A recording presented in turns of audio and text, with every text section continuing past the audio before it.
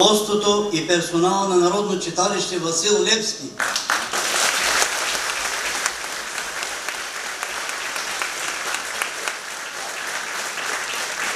Председател госпожа Даниела Димитрова за предоставените условия за репетиции и костюми за този концерт.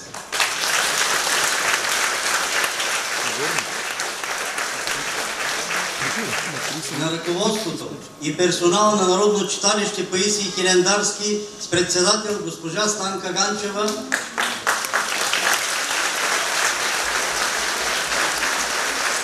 и лично на секретаря господин Пламен Банчев за предоставената сцена. На нашите приятели, които приеха да споделят празника по случай 5-та година на клуб за народни хора Троп-Троп с участието си. Това са клуб за народни хора Златна Добруджа, град Добрич, с ръководители Коста Георгиев и Виолета Йовева.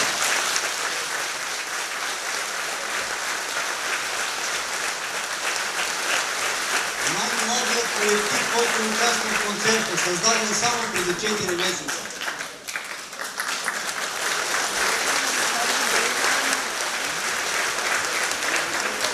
Танцова формация Магията на фолклора, град Шумен, с ръководител Светла Георгиева.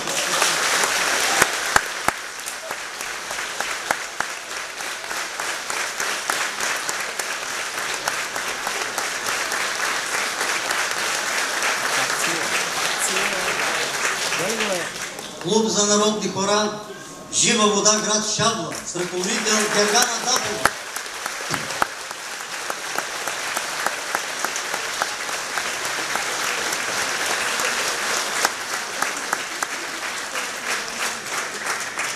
Клуб за народни хора Калипетровци, село Калипетрово, област Силистра, с ръководител Чудомир Валериев.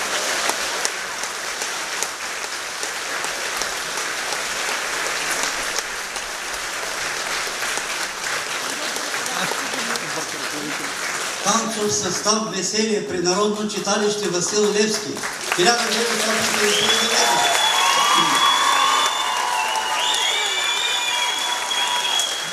Град Балчик, ръководител Галина Гаврилова.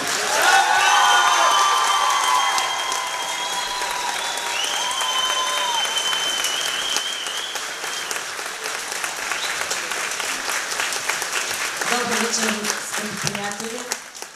Освен колективите, които виждате и които взеха участие, искам да поканя на сцената Мариела Христова от град София, ръководител на клуб за народни хора от Сърце на Хорце. Мариела, заповядай на сцената.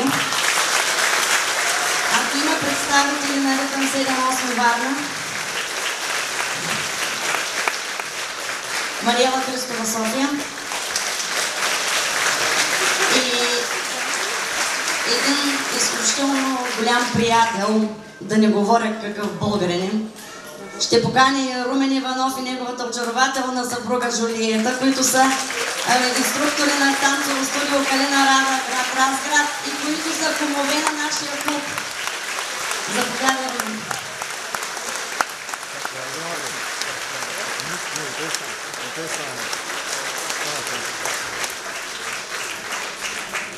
Добре сте ми погледали, скъпи ми съграждани. Надяваме се, че във всеки от вас сме запалили пламъчето на желанието. А сега искам с огромна благодарност и голям респект да връча на Галина Гаврилова, хореограф, приз за съхраняването на българския фолклор.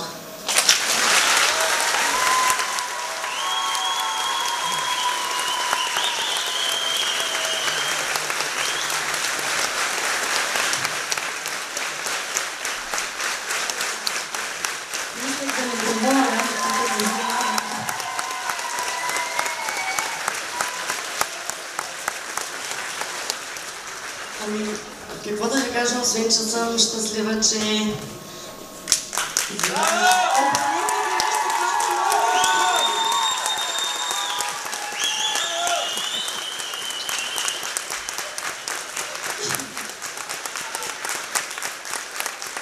Какво да ви кажа, скъпи приятели, освен това, че идеята беше на на клуба.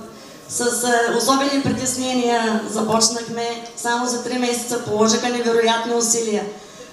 Ще помоля цялата публика за аплодисменти за всички, които присъстват тук, защото те са любители. Те са хора, които само тук не искат да излизат на сцена. Те го носят тук, в сърцето си, в душата си. И идеята на клуба беше, ако от тази вечер, от тази зала си тръгнат поне един или двама, които да променят мисленето си, че са българи, които да повдигнат духа си, които прибирайки се в къщи, погледнат откровенно и честно децата си и кажат: да, това е твоята България, и децата останат тук. И се върнат всички уния, които заминаха по една или друга причина. Ние сме системата, ние сме държавата. Ако можем да си повярваме, че сме истински българи и наистина направим нещо за България, то тогава ще има България. Ние можем да правим това. Благодаря.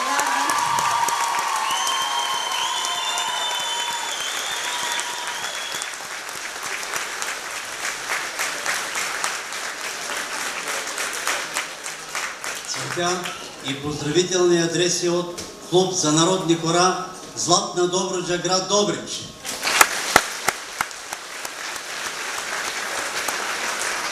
Клуб за народни хора Жива вода, град Шабла.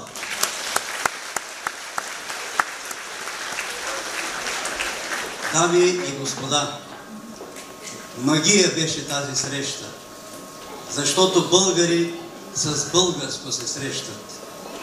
Навсякъде сме ние по света, далеч от дом, от майка и земя. Българинът си е българин и тук, и там, защото има в сърцето огън и в душата плам. Дори родината да е далечна, силата и вярата, която тя ни дава, за нас ще бъде вечна.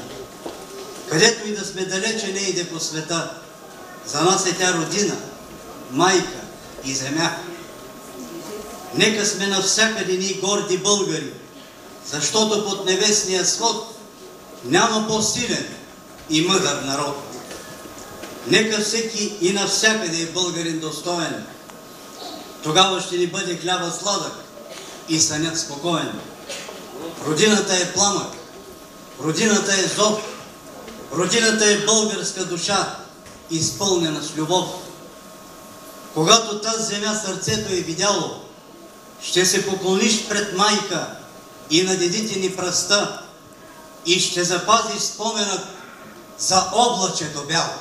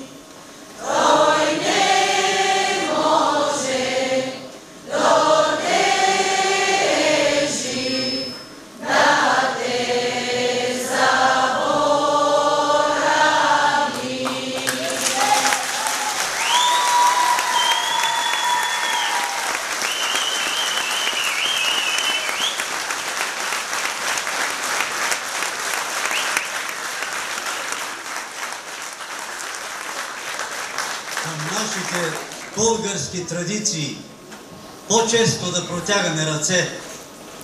Българският дух го има само в българско сърце.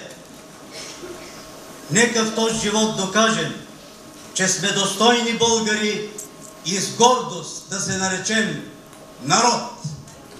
Благодарим ви, че споделихте нашия празник, приятели. До нови срещи!